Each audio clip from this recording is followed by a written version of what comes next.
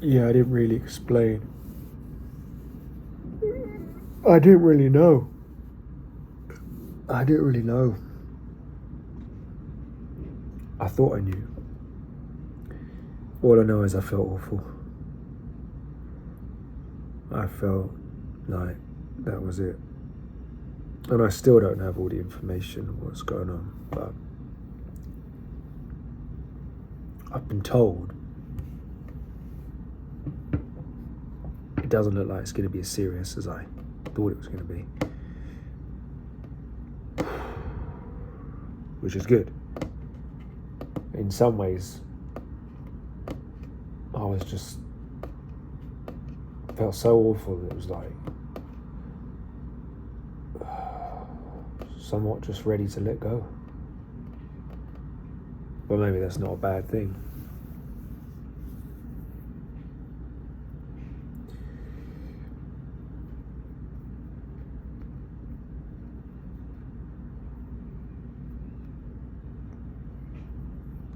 Things are always changing.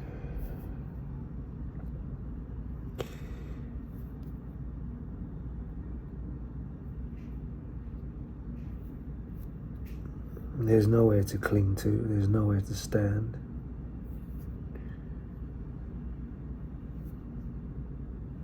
Clinging just causes suffering. Why do we need to stand anywhere? It's just sometimes life is just so scary.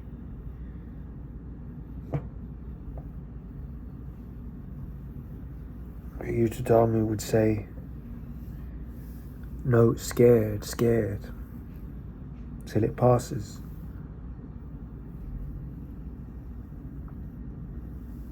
But fear is one of these things that's just persistent. It's this fear of, it's this sense of who we think we are, which makes us afraid because we don't want to lose it, but we never had it. We've never had it. It's just a temporary delusion. All of us, the idea that this is me, this is my name, I'm sitting here, this is my job, this is my family, this is this, this is this. I'm from this part of the world, I do this, I speak like this, I am interested in this, I like cooking, I like this and this. I mean, that's all fine. It's not real. What's real is moment-to-moment experience. Seeing, hearing, smelling, tasting, thinking, feeling. That's ultimate reality.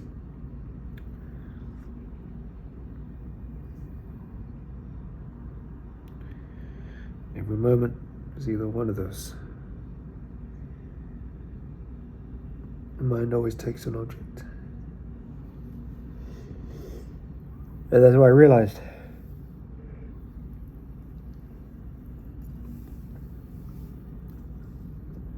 Ultimately, what we achieve in a worldly sense is just meaningless. Sometimes people may say that as a cope, and sometimes maybe I say it as a cope. But when you really think it's the end, it's no longer a cope, it's the reality. Reality is all we take with us as a state of our mind. I could feel that that was all that was going to go with me. Nothing, not any sort of responsibility for how anyone else had behaved, but total responsibility for anything I had done. Those are the hardest to accept. The responsibilities we take for our actions, the effects of those actions and how they affect others. I mean, this is just reflections. Got some nice birds barking there, barking. Well, I just got to a place now, like I just don't want to waste any more time, And I feel like I still waste time. At the same time, I know the time is going to pass anyway. I know that health is fragile, just life is fragile. it may seem unlikely, but just any of us could just die at any moment like that. That's how fragile the body is. The heart, people have been known, it can just stop, unexplained. No one knows. Someone just had a heart attack. How was it? There's been bodybuilders that's happened to. Even bodybuilders that didn't even do steroids. They just sort of look like one of the healthiest guys. Like they're on a treadmill at the gym or lifting weight or something. Suddenly, finished. And it's scary. And then from a spiritual perspective, like, why did we choose this? Why did we choose thinking that this would be a good idea? Like, choose to be human beings. Like, it's true. I was lying, thinking that, when I say lying, like lying down, I thought it was over. I felt so awful. Blood pressure had gone so high, heart rate had gone so high, cold sweats. I said, just leave me alone by myself. I accept it. And they were telling me, no, you're fine, you're fine, your heart is fine. I was like, I did not feel fine, but I didn't know what it was. And I didn't know who to even trust. So,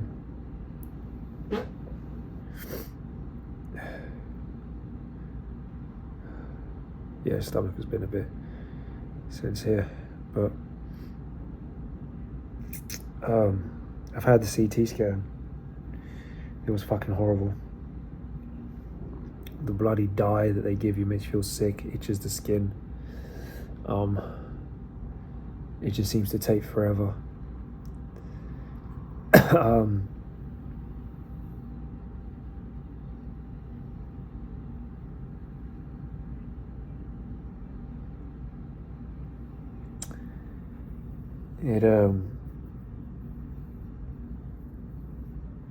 know. I mean, it was a lot of radiation exposure as well. I can't say anyone is going to be keen on that. Who would volunteer for radiation exposure if they didn't need to?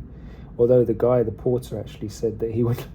I said, have you ever had a test? They said, I'd like to try it. And I said, looks like it'd be relaxing. I'm like, do you realise what it is, man? I mean, he was a sweet guy, but I'm not sure he knows what he's talking about. Like, why would he want it? I mean, I understand people like to try new things, but people, I guess, are concerned about. Yeah, but it's just one of those things. It has to be done, you know. You have to see what's going on in the arteries, or have to see what's going on. Like, it's not like something I plan on having regularly. It is what it is. It does increase, like, cancer risk or whatever, but, like, just once, it's not going to be not the end of the world.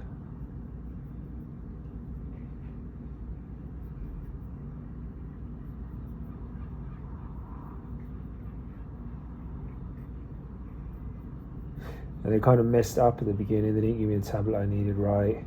But then that probably worked out to be a good thing, because then I realised I took longer, and then they let someone else go first. And then I had more time afterwards. They gave me an injection to lower the blood pressure. It kind of all worked out in some kind of serendipitous way. We have to, like, it's hard. Sometimes we have to step back and see, okay, that actually wasn't bad karma. That may have been good karma. That sometimes we think when things don't go to plan, or there's like a delay on a train. Like, imagine like a delay on the train, right? It could be the most annoying thing. Oh, missed the train.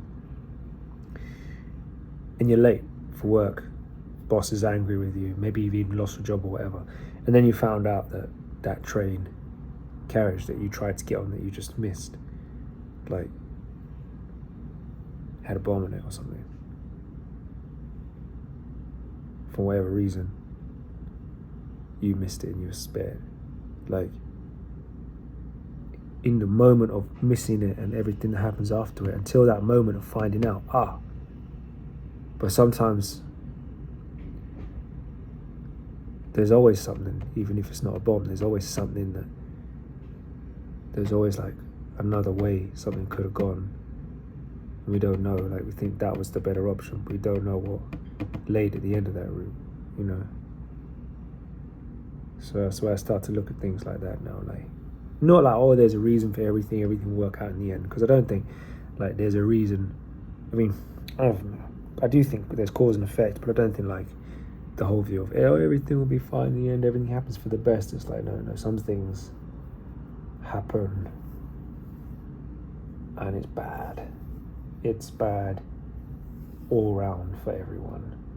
But then there are some things which happens that can be learnt from, and as awful as and stressful as they may be, they're still the better option than another option.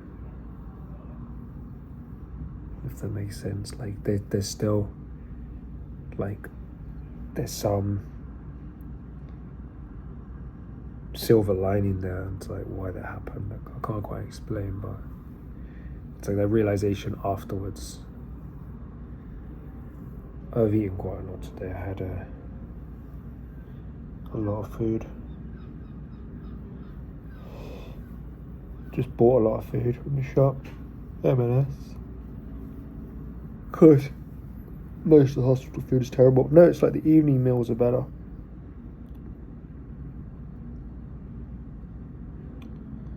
So yeah. Just starting to see what's important in life, I guess. You know. Starting to see what's important.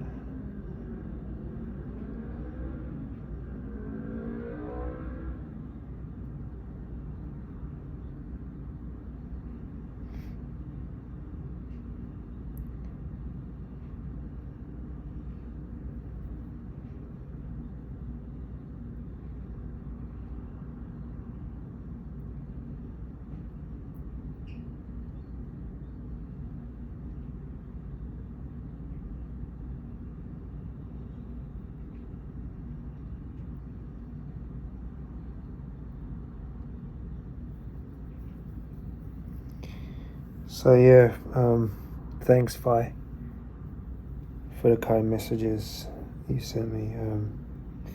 Yeah, it'd be nice to maybe collaborate, message, video chat. You've always got really cool things which you send me. I loved Hackers, that film, I tell you. I'm glad that you like Buddhism is True by Robert Wright. And I've still haven't got round to listening to Hardcore Dharma. Was it Daniel Ingram? I don't know, just been feeling very intense already. So when I looked at that, I felt just intense. But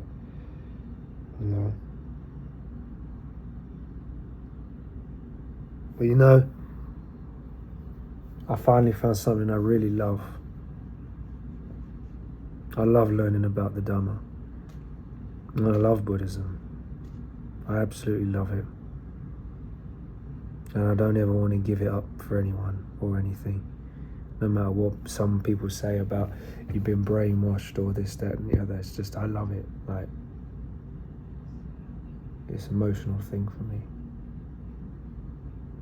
It's got to the point where I'm still self-conscious, but I think gradually that will fade. Like, people can think what they want, like brainwashed or whatever and all of this. It's nice to be called brother in Dhamma. It's nice to be brothers in Dhamma. Sisters too. Brothers and sisters in Dhamma. It's what this world needs. It needs us coming together, and it needs us coming together through an acceptance of a force more powerful than we are, more powerful than we think we are.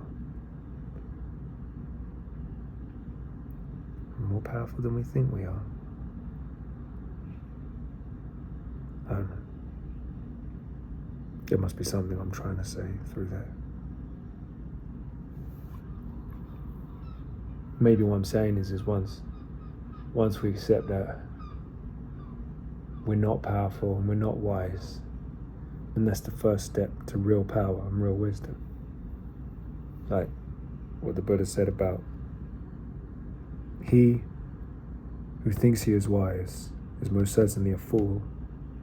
He who recognizes he is a fool, to that extent he is wise. And that's true. That's the first step to wisdom, is recognizing that you don't know what the hell you're doing.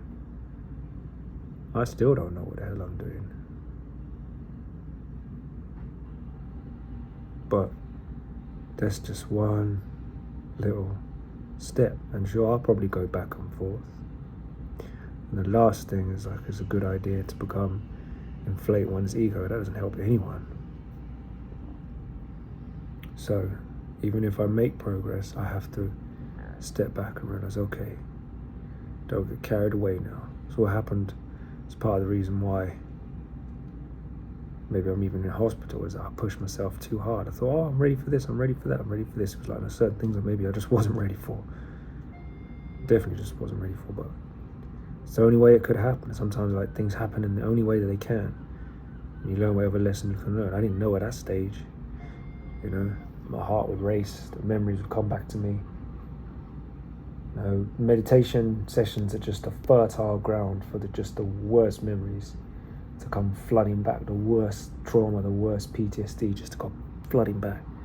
And that heart rate going up, blood pressure going up, everything. It's like, next moment, and I think fluoxetine triggered some sort of either psychosis or seizure.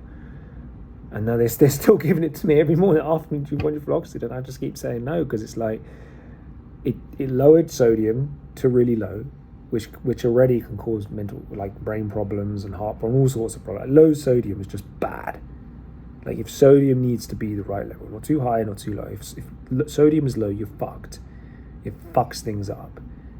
And they're like, oh no, you can take it now because it's stabilized. I'm like, yeah, if I take it, but then it's gonna fuck up again. It's like they don't think in the long term. They're like, oh, it's fine now, it's got back to normal, take it again. I'm like, hello, this is what made it screw up.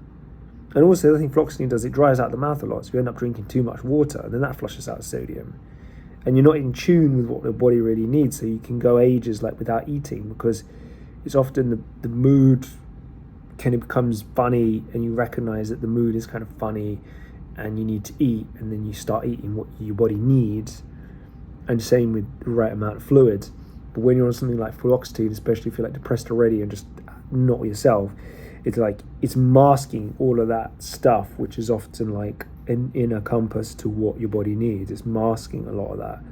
So, which is why sometimes it happens with people on like medication. It's happened with me, where you can just go for ages if you're on a psychiatric medication, just like either eating ridiculously amount, way too much, or just not even eating, because it's masking the effects of the hunger, and it's not, the hunger isn't causing such a mood problem, because the mood problem is being like tempered by the fluoxetine. It feels like sometimes when like I'm doing this, it feels like people are listening. Because he's just talking to himself. I don't know. But yeah, I was a bit sad because I had this Buddhist cosmology book that at the last day to collect it from the newsagent shop. I didn't have it delivered to home because I just get fed up with people bashing in the door. I just like to collect it. This was before I was admitted to hospital. I was going to get this Buddhist cosmology book, and now it's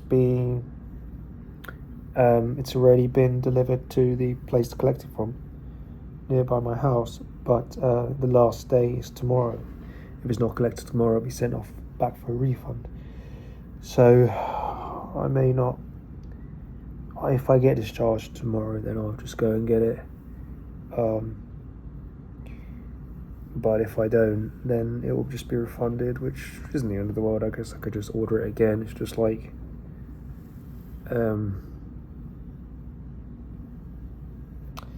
it's had to come from another country, and I don't know if I'm even going to get the bloody full amount back if it gets sent back.